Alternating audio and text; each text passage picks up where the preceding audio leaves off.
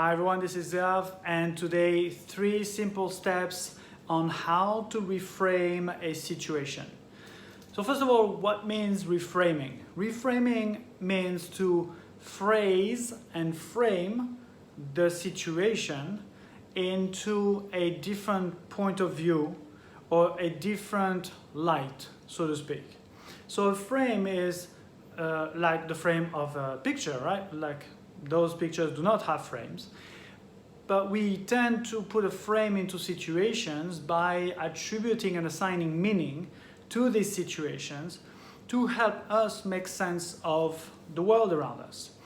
As I like to say, you know the expression to think outside the box. I like to say that there's no box except the box that you're putting yourself into, and the only box that might be there is just the skull that holds your brain.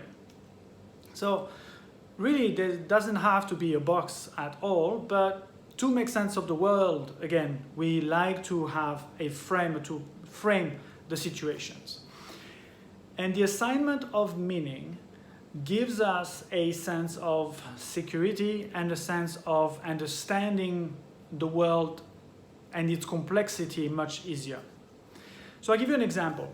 Years ago, our daughter was just maybe 2-3 years old, and my wife had the annoying habit of cooking and leaving the board on the edge of the counter where she was cutting. The knife was there, and everything for some reason, by some miracle, managed to stay right over the edge in some kind of balance. And I was so concerned about our daughter coming through the kitchen and potentially having the board falling, potentially the knife falling, and doesn't have to be on our daughter, it could be on our feet as well, it could be absolutely anything. And my mind started to go into so many directions, the what if, and all these what ifs were all negative what ifs, as it very happens often, right? So I decided to go through an exercise that we were going through called reframing in NLP during an evening session that we had. And I used that example. And since then, things have changed completely. And it's not about the exercise itself, it's just discussing with your mind. And the first point of these 3 little steps is, could there be potentially a positive, or could it be possibly that it might not be as bad as it looks or as bad as it seems? Potentially, possibly. And what we're really trying to do on this first step is to negotiate with the mind to see how flexible the mind can be about the frame, how rigid the frame that you've put yourself into and you've put that situation in is. Once you really start to take a step back and realize that actually, well, it might not be that bad.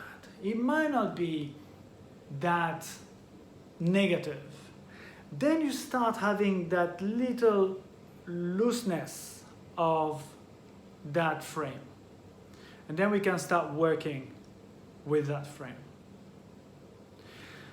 The second step is asking yourself if there could be another meaning that you could be assigning to that situation.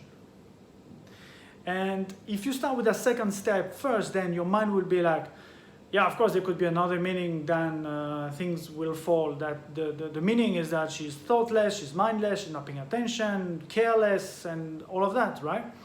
And that's why we want to have the first step first, is that could it be that it's not that bad? If that's so, second point, what else could that mean?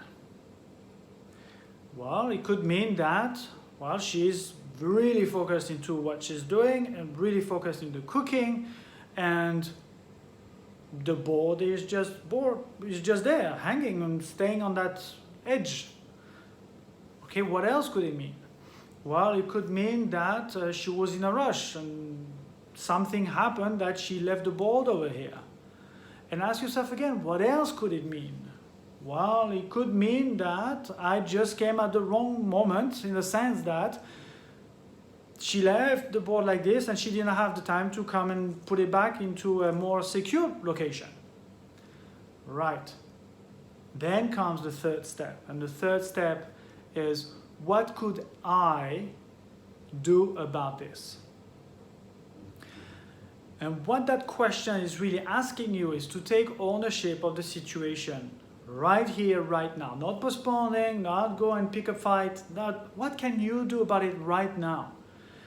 Since you think it's dangerous, since you think the what ifs, okay, then what do you do about it? Are you going to pick a fight and leave the ball over here with the knife hanging? Or are you going to replace it and push it and fix it? And what I've discovered is that by taking that ownership and that action right there and then, once I've pushed the board, I've put the knife into a more secure location, what I've realized is that slowly I forgot more about the situation. Which means that at the beginning I would put the board and say, gosh, okay, take ownership. Push the board, push the knife, done. And then as soon as I find her, hey, you forgot the board again, and you forgot this, and the knife, and this, and the what if, and what if, and what if. And at the beginning, that's kind of the momentum that I had been created, right? And I'm just reproducing and bringing back from the past, just the habit. There was another video that I made about habits, powerful habits, so you might want to watch that again if you haven't. And so I was just bringing that momentum back. But slowly, as this situation kind of happened quite often at a time, I picked less fights about it, and I ended up slowly delaying the response time. You know, it's like I push it, and then an hour later I could still remember it, and I had to bring it back. And the question is, do you want to be right, or do you want to feel light? And that, unfortunately, was not a question that I had in the back of my head at the time, but I'm offering that to you now. And ask yourself, once you take that corrective action about something that is bothering you, and before going into being right, ask yourself, do I want to be right or do I want to be light? And that will change the dynamic. And to this day, and now it's been, so she was 15 years, more than 15, 7 years. I'm completely lost on time now. It's been about 7 years that this did not happen anymore. I did not talk about it. I didn't do anything about it except taking action at the time. And right now, one, I don't see it happening. Two, if it does happen, I don't even see it. I automatically, by default, push things back. I don't even feel the need of talking about it because I took action. So here are my 3 little steps, 3 simple steps for you to share with everyone else. If you like it, please put a thumbs up and share it with the world. And until we talk again, breathe and stay centered. Thank you very much. Take care.